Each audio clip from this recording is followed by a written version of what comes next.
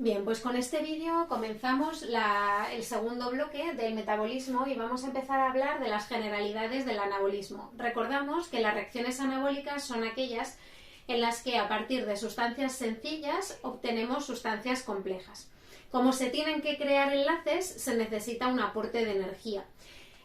Vamos a ver qué necesidades son las que requieren las rutas anabólicas en relación al carbono, en relación a la fuente de energía y en relación a los electrones. Si hablamos de que el carbono que necesitan estas reacciones proviene de sustancias inorgánicas, el anabolismo va a ser autótrofo. Si viene de sustancias orgánicas, hablamos de anabolismo heterótrofo. Por ejemplo, en nuestro caso, en los seres humanos, nuestro anabolismo va a ser heterótrofo, porque utilizamos sustancias orgánicas como fuente de carbono para hacer sustancias complejas. Sin embargo, las plantas o las algas u otros seres vivos sí que son capaces de utilizar sustancias inorgánicas del medio, como por ejemplo el CO2, para poder conseguir sustancias complejas y por eso tienen un tipo de anabolismo autótrofo. Cuando hablamos de la fuente de energía, hay seres vivos que son capaces de utilizar la luz y ese tipo de anabolismo se llama fotótrofo. Cuando la energía la utilizan a partir de reacciones químicas que la desprenden, es decir, es energía química, hablamos de anabolismo quimiótrofo. En relación a la fuente de electrones, si estos electrones provienen de sustancias inorgánicas, se llama litótrofo, y si provienen de sustancias orgánicas, se llama organótrofo. Por lo tanto, esto de aquí sería vocabulario técnico relacionado con el tipo de anabolismo. Vamos a ver 4 tipos de anabolismo juntando un poquito todo esto que acabamos de ver. El que más conocemos es el anabolismo fotoautótrofo, ¿no? Si nosotros pensamos en reacciones anabólicas, pues la primera que se nos viene a la cabeza es la fotosíntesis. Efectivamente, las plantas son como las que más estudiamos a la hora de ver estos procesos y lo que más conocemos, porque luego vamos a ver que hay bacterias muy variadas que realizan otros tipos de anabolismo. En el caso del anabolismo fotoautótrofo, hablamos de que la energía proviene de la luz y como hablamos de autótrofo, hablamos de sustancias inorgánicas que son las que proveen de carbono y proveen de electrones.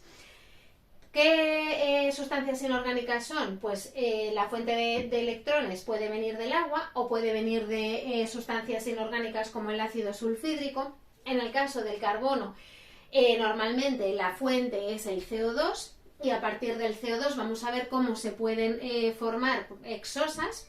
Y los organismos que realizan este tipo de anabolismo van a ser las plantas, las algas, las cianobacterias, que esto es lo que normalmente más conocemos, pero también hay bacterias como las bacterias verdes y rojas del azufre que también son capaces de tener un anabolismo fotoautótrofo. Si nos fijamos ahora en el anabolismo fotoheterótrofo, en este caso se sigue utilizando la luz solar como fuente de energía, pero como hablamos de heterótrofo, hablamos de que son las sustancias orgánicas las que van a proveer de carbono y de electrones. En el caso de los electrones, en ningún momento van a venir del agua. Por lo tanto, en este tipo de anabolismo, como el agua no cede esos electrones o esos hidrógenos, nunca se va a desprender o a liberar oxígeno a la atmósfera. En cambio, en este caso, el agua sí que al ceder esos hidrógenos se queda como oxígeno libre y en este caso no va a suceder. Como fuente de carbono, pues van a ser sustancias orgánicas como las que podemos utilizar nosotros. Claro, que nosotros no somos fotoheterótrofos, ya estaría bien, ¿no? Ponernos al sol y poder sintetizar en lugar de comer, pues la sustancia sería gracioso. En este caso son bacterias menos conocidas, como las bacterias púrpuras no sulfuradas, ¿vale? Que lo veremos más adelante.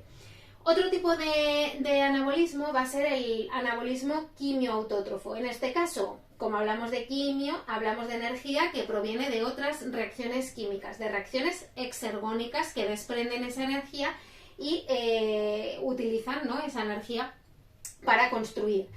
Como hablamos de autótrofo, hablamos de sustancias inorgánicas como fuente de electrones y como fuente de carbono. Ejemplos, pues como estos seres vivos van a ser las bacterias del nitrógeno, ferrobacterias, sulfobacterias, las sustancias inorgánicas que van a utilizar, que les van a ceder estos electrones, va a ser el amonio, los nitratos, el ácido sulfídrico, ion hierro, son los que van a ceder estos electrones para poder construir sustancias complejas. Y la fuente de carbono principal va a ser el CO2, ¿vale? Y por último, tenemos los organismos quimioheterótrofos. En este grupo estamos nosotros y muchos de los seres vivos que conocemos, pues los animales, los protozoos, los hongos y la mayoría de las bacterias somos organismos quimioheterótrofos. ¿Por qué?